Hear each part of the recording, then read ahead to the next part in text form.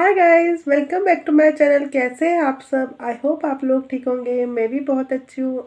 Guys, आज मैं बहुत खुश हूँ। ये मैं हर व्लॉग पे कहती हूँ, लेकिन आज मैं ज़्यादा खुश हूँ क्योंकि आज मेरी बेटी अंशिका का बर्थडे है। तो आज हम उसके बर्थडे की तैयारियाँ करेंगे। बट उससे पहले मैंने आपके साथ कुछ बात शेयर करनी है कि आज अंशिका का बर्थडे तो है। आज है 23 जनवरी, ठीक है। 23 जनवरी है। अंशिका का जन्म हुआ था 23 जनवरी 2014 को।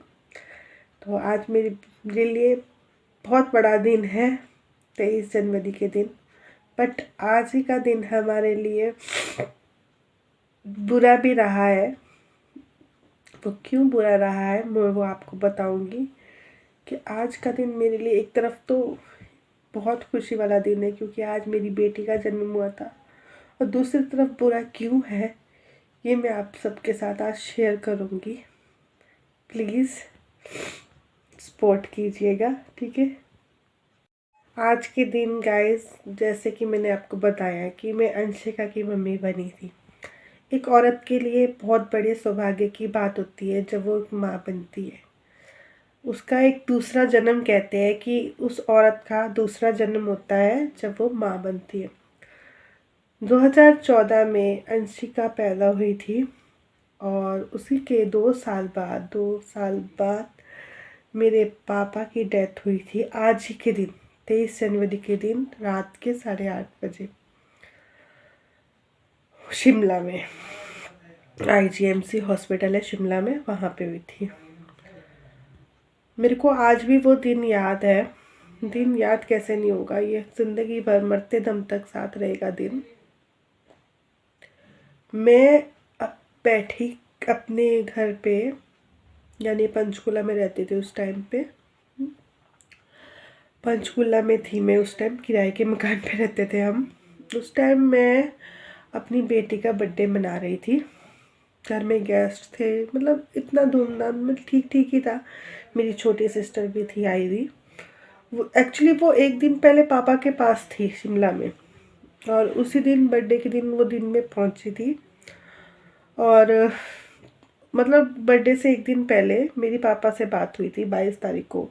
मैंने पापा से कहा, मैं कहा मेरा बर्थडे मनाने का दिल नहीं कर रहा पापा, आप, क्योंकि मेरे पापा ना IGMC हॉस्पिटल में एडमिट थे क्योंकि पापा की तबीयत खराब, बिगड़ती थी, हालत बिगड़ती रही थी, कभी ठीक हो जाते थे।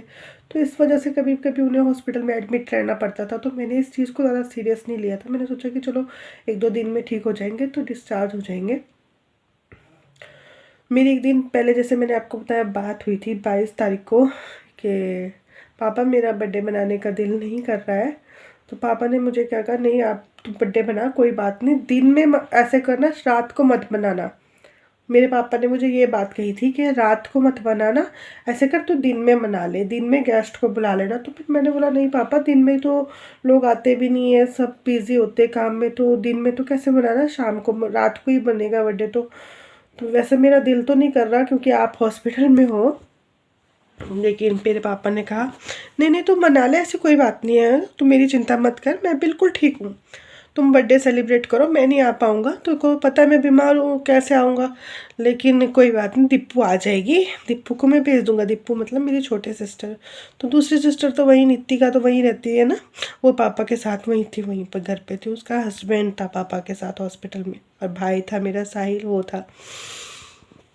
तो चलो, पापा के कहने पे उस टाइम पता नहीं अजीब सी फीलिंग आई थी जब पापा से मैंने बात करी थी उसके, मतलब कि पता नहीं क्यों अजीब सी फीलिंग आई। मैं जोर जोर फ़ोन रखने के बाद मैं अचानक से ज़ोर ज़ोर से रोने लगी। ये बात एकदम सच है कि जैसे मैंने फ़ोन काटा और अजीब सा इमोशंस, पता नहीं क्या हुआ मेरे अंदर, मैं ज़ोर से रोने लगी। और मैंने अपने हस्बैंड को कहा कि पापा ना अब ठीक नहीं होंगे। पता नहीं क्यों मेरे दिल से ये आवाज़ आई कि पापा अब ठीक नहीं होंगे। फिर मेरे हस्बैंड ने कहा नहीं नहीं कुछ नहीं होता, वो तो पापा बीमार होते रहते हैं, इसमें क्या, क्योंकि मेरे पापा को किडनी की प्रॉब्लम थी। तो फिर चलो, दिल अपना हार के बच्चों की खुशी के लिए मैंने सेलिब्रेट करने का सोचा। 23 तारीख को पापा का फ़ोन आया, नहीं आया। उन्होंने एक दिन पहले ही उसको हैप्पी बर्थडे विश कर दिया था मेरी बेटी को। और फिर उसके ताम झाम में घर के गेस्ट के साफ सफाई में मेरा भी मतलब बात हुई थी पापा से, मतलब ज़्यादा बात नहीं कर पाई मैं उस दिन 23 तारीख के दिन पापा के साथ। बस काम ताम झाम में लगी रही, खाना वाना सफाई तफाई इस चीज़ में लगी रही मैं। मेरी सिस्टर भी आ गई थी बर्थडे के लिए, वो भी शिमला से आ गई थी, दिन में आ गई थी। रात को अचानक से केक को कटिंग के बाद मेरे हस्बैंड वगैरह के लिए सबके लिए फ़ोन आया। फिर घर में भी जो गेस्ट थे उन्होंने भी मुझे नहीं बताया कि कुछ बात हुई है। तो मुझे लगा शायद मेरे पापा की तबीयत ज़्यादा ख़राब हो गई है। तो सबने कहा कि कन्नू हमको सुबह जाना पड़ेगा पापा के पास, उनकी ज़्यादा तबीयत ख़राब है। मतलब हमको किसी ने, मेरी सिस्टर को और मेरे को ये नहीं बताया कि ऐसे ऐसी उनके साथ हो चुका है, उनकी डेथ हो गई या कुछ भी। रात को 8:34-35 पे उनकी डेथ हो गई थी। तो किसी ने हमको ये बताया नहीं। तो मैं अपने दिल में सोच रही थी कि हाँ शायद ज़्यादा तबीयत ख़राब हो गई तो हमको बुला रहे होंगे। तो हमने रात को तैयारी कर ली थी कि हमने सुबह निकलना है, पापा से मिलने जाना है, तो शायद उनके इलाज में उनके कुछ ज़रूरत है उनको हमारी। तो रात को हम तैयार हो गए थे, मैं और मेरी सिस्टर। लेकिन रात के जब खाना खुना के खाने के बाद दूसरी सिस्टर का फ़ोन आता है, जो शिमला में रहती है, उसका फ़ोन आता है। उसने हमको बताया कि पापा की डेथ हो गई 8:30 बजे।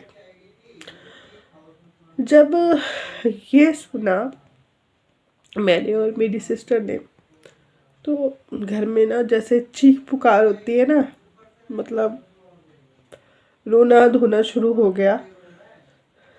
मेरी सिस्टर के तो दांत बंद हो गए थे, क्योंकि वो एक दिन पहले पापा के पास रह के आई, उन्हें देख के आई थी। वो रोने लगी, जोर जोर से चिल्लाने लगी कि पापा पापा पापा।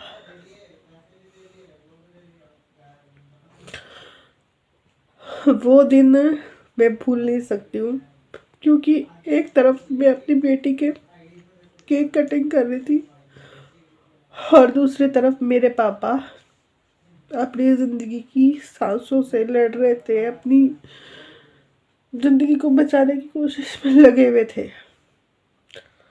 शायद इसीलिए उन्होंने मुझे कहा था कि बेटा बर्थडे दिन में मनाना, शाम को मत मनाना।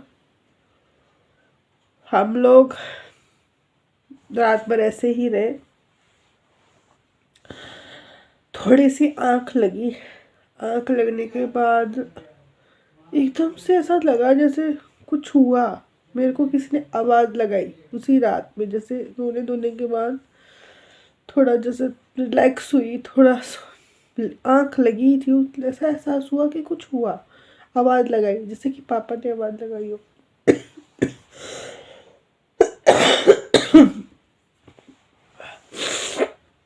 तो बस सुबह उठे जल्दी, कोई 5-6 बजे मेरे मामा थे, उनकी गाड़ी थी, वो आ गए थे। वो आए, उनकी गाड़ी में हम शिमला आए। मेरी सिस्टर की हालत ख़राब थी, गाड़ी में भी उसके रो रो के 2-3 बार दांत बंद हो गए थे। जब अपने गांव पहुंचे, पापा को उस हालत में देखा, रोक नहीं पाए हम लोग अपने आप को, क्योंकि एक दिन पहले जिस इंसान से बात करी, विश्वास नहीं हो रहा था गाइस कि ऐसे भी हो सकता है। हमारी तो जिंदगी ही वही थे, सब कुछ वही थे, क्योंकि माँ तो हमारी पहले ही थी। सिर्फ एक पापा थे जो हमारे थे, अब वो भी नहीं थे। तो सोचिए हमारे ऊपर क्या गुजर रही होगी उस समय शायद। तो बड़ी मुश्किल से हम लोगों ने अपने आप को संभाला है गाइस। मैंने आपको पिछले बार बताया था ना कि क्या वजह है कि हमारे भाई हमारे साथ रहते हैं। यही वजह गाइस, क्योंकि मम्मी नहीं है, पापा नहीं है, गांव में अपने भाइयों को हम छोड़ना नहीं चाहते थे, इसलिए हमने अपने अपने भाइयों को अपने अपने साथ रखा है। एक भाई मेरे साथ रहता है, जैसे कि मैंने आपको बताया था, दूसरा भाई दूसरी सिस्टर के पास रहता है।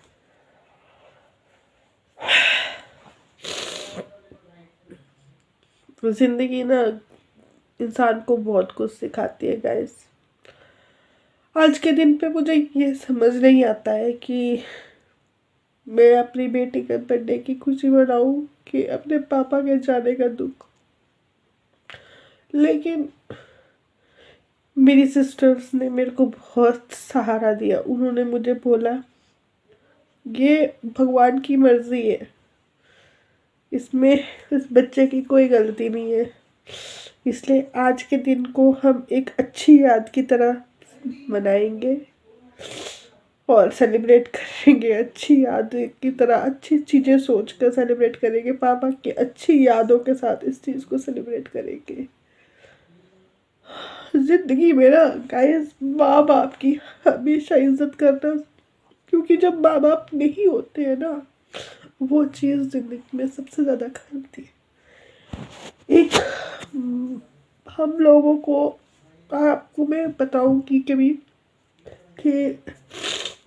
जब जब माँ बाप हमारे साथ होते हैं ना, तो हम लोग उनकी कदर नहीं करते हैं। हम भी नहीं करते थे अपने टाइम पे। जब हम छोटे होते थे, हम कई बार गुस्से में बोल देते थे तुमने पैदा क्यों किया, ये सो सारा धमकाना, बहुत कुछ बोल देते थे, जवाब देते थे। जब मैं शादी करने के बाद पहली बार माँ बनी ना गाइस, तब मुझे एहसास हुआ कि जैसे मैं अपने बच्चे को पाल रही हूँ ना इस समय, वैसे ही मेरे माँ बाप ने हमको पाला है। इसलिए हमेशा माँ बाप की ना इज्जत करनी चाहिए, कदर करनी चाहिए। उनसे बढ़कर इस दुनिया में कुछ नहीं है हमारे लिए। सब कुछ माँ बाप है। माँ बाप है तो हम हैं, माँ बाप नहीं तो कुछ भी नहीं। वो लोग बहुत किस्मत वाले हैं जिनके पास अभी भी माँ बाप है, और एक हम हैं, हमारे पास माँ बाप नहीं है ना। पता नहीं क्यों हम लोगों को इतनी कमी खुलती है ना। हमसे पूछिए जिनके माँ बाप नहीं होते ना, हमसे बात पूछिए कि जब माँ बाप नहीं होता तो उनकी कमी कैसे महसूस होती है। आज आप सोचते हैं कि कोई एक नंबर, पता है गाइस, मेरे पापा का नंबर था, फ़ोन नंबर। अभी भी कई बार सोचती हूँ कि उस नंबर पे फ़ोन करूँ, बात करूँ, पापा हेलो, लेकिन पॉसिबल नहीं है ना। तो इसलिए हमेशा अपने माँ बाप की इज्जत करो, उनका कहना मानो। हो सकता है कहीं जगह वो गलत हो, लेकिन उन्हें प्यार से समझाने की ज़रूरत है। तो माँ बाप कभी अपने बच्चों का बुरा नहीं सोचते, इसलिए कभी भी अपने माँ बाप को हर्ट मत करो। क्योंकि जब वो नहीं होते हैं ना, जब आप उस चीज़ को रिमेम्बर करते हो ना, याद करते हो ना कि आपने अपने पेरेंट्स के साथ कैसे जवाब दिया है या कैसे सलूक किया है, तो वो आपको अंदर ही अंदर खाती है, चीज़ निचोड़ती है कि मैंने ऐसा सलूक किया अपने माँ बाप के साथ। तो इसलिए हमेशा कभी ये पल देखना ना पड़े कि आपको फूट फूट के रोना पड़े अकेले में, जैसे कभी आज हम रो रहे हैं। क्योंकि कुछ ना कुछ ऐसे हर किसी के साथ होता है कि हम लोग अपने माँ बाप को कभी ना कुछ कुछ बोल देते हैं, कुछ जवाब दे देते हैं, कुछ ज़्यादा मुंह चला देते हैं उन लोगों के साथ, कुछ ऐसी चीज़ें कर देते हैं। लेकिन ये चीज़ तब रियलाइज़ होती है जब वो नहीं रहते हैं साथ। तो हम जब वो बातें याद करते हैं, वो चीज़ हम अपने दिमाग में सोचते हैं कि हाँ यार, मैंने अपने पापा के साथ ऐसे मुंह चलाया था, ये बात कही थी, उनको उनको हर्ट हुई थी। तो ये चीज़ हमको और ज़्यादा हर्ट करती है। चलिए गाइस, जैसे कि मैंने आपको बताया, आज अंशिका का बर्थडे है और उसके नाना उसके साथ हमेशा रहेंगे, और है उनका आशीर्वाद उनके साथ, उसके साथ हमेशा रहेगा।